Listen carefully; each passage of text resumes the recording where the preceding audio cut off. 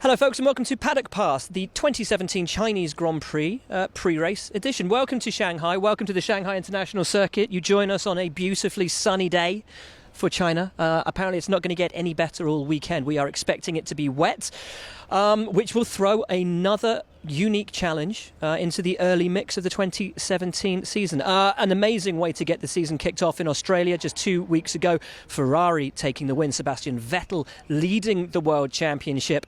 So let's start with the current championship leader, the first non-Mercedes driver to lead the Formula One World Championship in 3 years. We arrive here in China. You're the World Championship leader. Does that make a difference? I know it's early in the season, but does that make a genius after one race to make that conclusion? So I know, but is it a nice position to be in? Is it something that gives you a little bit of a good feeling coming here and actually leading the championship for the first time in years? Yeah, I mean, time goes by, so nothing we can do. But I think you always look from race to race and. The most important is that it stays that way for ideally the whole season. So, but that's a completely different story that we would talk about. For now, I think it's been obviously a great result for the team to start off to kick off the season like that. Boosts the motivation as well. Gives a lot of confidence in the right time. But now, we really need to keep our feet on the ground and just focus on every single step. Mercedes have said we didn't see everything that they have to bring in Australia. You get the feeling, though, we didn't see everything from Ferrari either. How much more is there, do you think, to come? Well, just take a picture of the car in Australia and take a picture of the car in Abu Dhabi. It's the last race. So then you have everything. So it's natural that there's a lot more to come. We're at the beginning of a new generation of cars.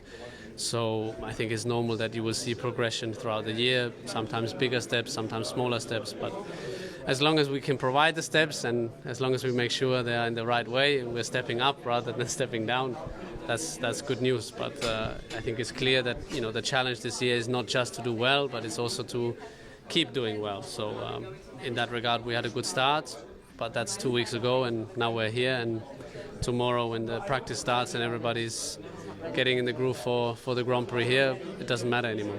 Success always helps to build confidence, and confidence helps to build success. How important is the win for team morale and for building that success and that confidence? Well, obviously we have people on board that have been there. We also have people on board that joined that haven't been there. But as you said, obviously, ideally you trigger that sort of snowball effect. But I think for now it's just a nice way to also give something back. There's been a lot of change. We've had a lot of criticism in the last 12 months. So I think it's just nice to turn the questions around, and they are generally more positive rather than explaining why it's so bad. So I think it's good to use that momentum, but you never know how long it lasts. So ultimately you have to do your job and then see what you can do. Sebastian Vettel then doing his best to keep his feet firmly planted on the floor, and it has of course only been one race. And if we look back 12 months to the Australian Grand Prix in 2016, Ferrari was, let's not forget, leading that until the red flag, and then a very questionable strategy decision in which they threw away what had looked like being an almost certain victory. And then we know what happened to their 2016 season and the severe lack of competitiveness that they had. One doesn't expect the same to be true in 2017, however. We do expect and we do hope that the competitiveness between Mercedes and Ferrari is actually real this year. Certainly Sebastian thinks so, and I think so too does Lewis Hamilton. New setup for a Thursday from Mercedes this year. Not nice one-on-one interviews, but a big sort of session in their motorhome is the way forward. Here is Lewis with a variety of questions from a variety of media and some interesting an interesting take from him, certainly, on the decision that he made to pit when he did, and how he and the team will have to work going forwards to ensure that they each trust each other to make the right choices. Well, I think in the past that balance has always been hard to, they give you information and you have to use it to help propel yourself forwards. I think moving forwards, we are working closer than ever as a team to work a way just that we can work better. So better information from me, better information from them, and so that we actually really playing as a team rather than I'm out there doing, making decisions on my own. We do it collectively. So we're trying to figure out a way of doing that, and that's a process that we'll take over the next races. But yeah, I mean, they have a global view of what's happening in the race. I don't know what's happening behind me, or 10 cars behind, as where they do, but they don't know how these cars, the tires feel, or how hard I'm pushing, or how hard I'm not pushing, how much I'm saving the tires, how much I'm saving the fuel, how much faster can I go. Those are things they don't know, and finding a real smart way of being able to let them know, and for me to inform them that it's either under control, it's not under control, I think can only help us. Well, yeah, I mean, every race counts, every moment counts. So, I mean, we've already taken a huge... I think every year we grow in terms of our process from race to race. I think this year, from this last race to now, I think we've extracted so much more. So we've been a lot more efficient in extracting information, the positives of a weekend, and bringing them into a new weekend. So, yeah, I think already this weekend, as I said, we'll have a better way of working. But then the next race following, we'll have another better way of working, and we'll just get stronger and stronger through the year. But I don't anticipate them, where we currently stand, that they're going to be gaining an advantage and pulling away in the meantime. Ferrari won it. As I said, they did a better job. It wasn't ours to lose. It was both of ours to win, and they did the job at the end of the day. For sure, you can always go back in a lot of scenarios and say, if you'd done this differently, you could win, but that's hindsight, and we don't live in a world where any of us have that. So there'll be, I think they won it fair and square, and that's what makes it exciting. Their car is stronger in certain areas, and our car is stronger in certain areas, and again, I think that's what's going to make the season exciting, hopefully. Now, while we're hopeful of a championship fight up at the front, 10 years in the making, between Sebastian Vettel and Lewis Hamilton, the chances of Red Bull being in the mix, sadly, are not as great as we had anticipated in pre-season. OK, Australia doesn't always give a true reflection of overall competitiveness, but those within the team estimate they could be as far as 1.2, 1.3 seconds genuinely off the pace. Max Verstappen pulling no punches about it. His usual optimism seemingly nowhere to be found. Max, the deficit in Australia looked pretty severe. Is it as bad as it looked? I hope not, but I don't know. It's a bit too early to say. I mean, we get here for sure, we bring updates, but other teams bring updates as well, so we have to wait and see. Hopefully it's not that big. The big long straight at the back, is that likely to help or hinder you this weekend? What do you think? Hinder. Yeah, unfortunately it is. Yeah. If you could change one thing about the car, what would you change at the moment? Or is it not as simple as there being one simple fix? No, unfortunately not. I'm just trying to get a better balance from high speed to low speed, and just having a bigger window, as Christian has pointed out as well, to set up the car. And we're working hard on that, and then hopefully we can get the car sorted, and then we need some more horses in the back as well. Is it as simple as that then? You need more power in order to sort of have a better baseline from which you can develop the car? Well, I mean, if you have more horsepower, it makes your life a lot easier, for sure. But we also have to work hard on the car, to get it in a better shape, because we are a little bit behind Ferrari and Mercedes in that area as well. Even before the season had started, the team was talking about Canada as being the first real opportunity to really fight for a victory. Does that seem an awfully long way off? Well, first we have to wait and see in Canada. I'm not thinking about that yet. The same as the off-season, I was just waiting. And then, see once you have the car underneath you in winter testing how good it is or how bad it is. And I never make myself any illusions. So I just go into that race when we get those updates, and then we'll see.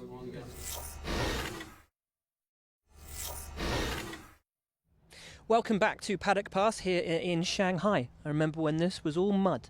First came here back in 2002, or was it 2003? Anyway, it was when they were building it.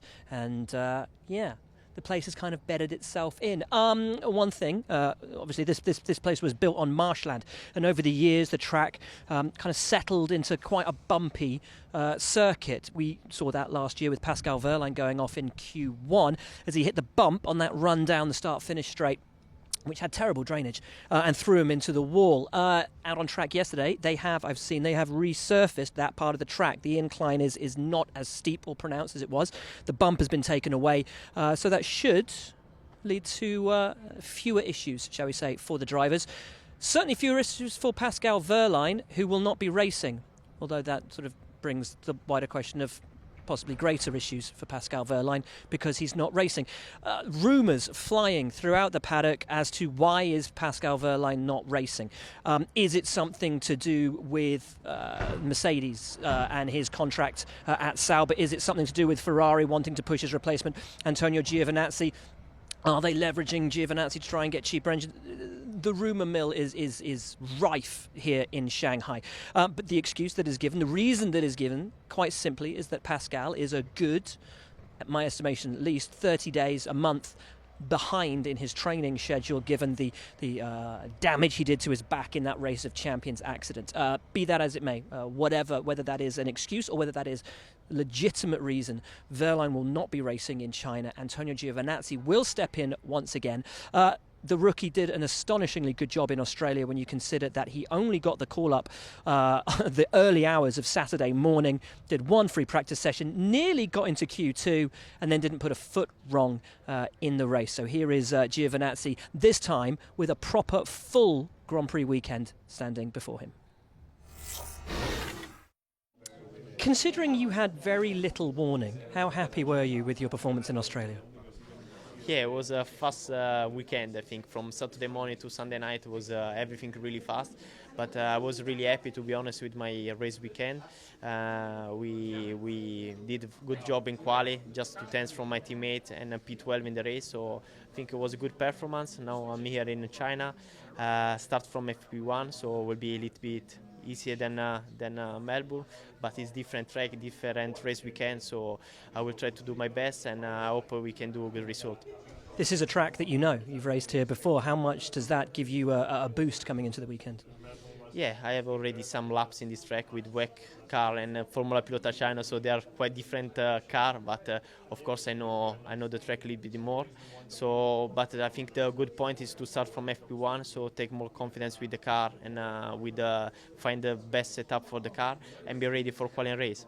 Because your call-up in Australia was so late, there were no expectations on you at all. Having the whole weekend, though, in the car here in China, do you think the expectations will be higher? I don't know, ask to you if it will be higher, but I tell you, I will try to do my best, and we'll see on Sunday if I did good or not. Now, these haven't been planted specifically for Force India. They've been here a while.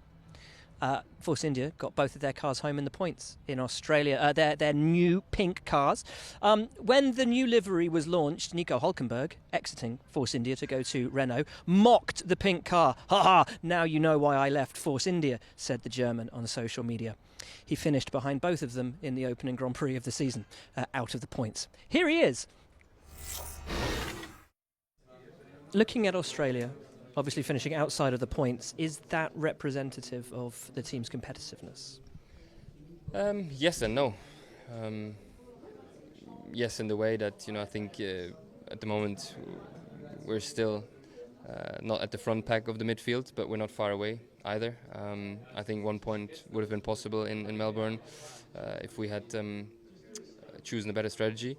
I think we didn't really see the full and true car potential in Melbourne, because getting stuck behind Fernando really compromised my race, and just made us suffer a lot. But in free air, when we changed the strategy, the pace was actually pretty alright. So difficult to tell, but definitely we still have work to do, and some big steps to do. Still early days with the new team. How did you enjoy your first race weekend with Renault? Yeah, very much, to be honest. It was cool. It was fun. I think working together pretty well already. acclimatizing well with the people, getting to grips with that. But I think we've done a pretty decent job. How much potential do you think there is, not just within the team, but also with the car that you have at your disposal at the moment? Yeah, I see very good potential, to be honest.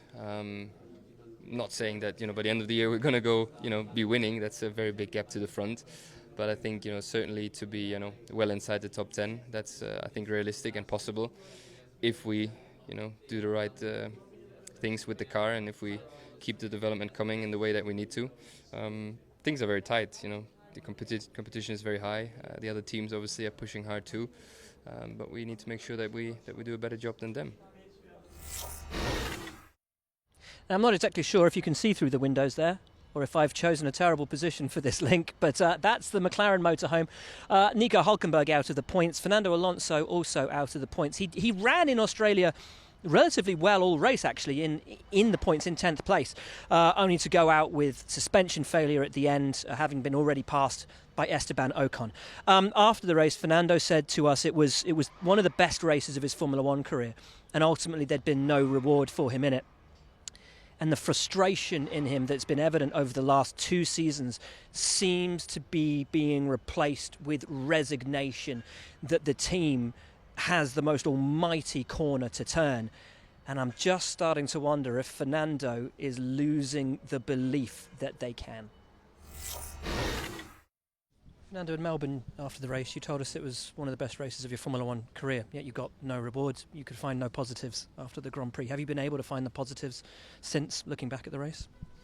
Not really. It's difficult. It's difficult when you don't score points or when you don't get the result you are fighting for. But yeah, definitely on the personal side, happy with the preparation over the winter, happy with Australia. It was the first time we did more than 11 laps. It was the first time we did a pit stop practice. It was the first time we did a race and a formation lap simulation. So many things that it was the first time for us in Australia. And I think we executed well.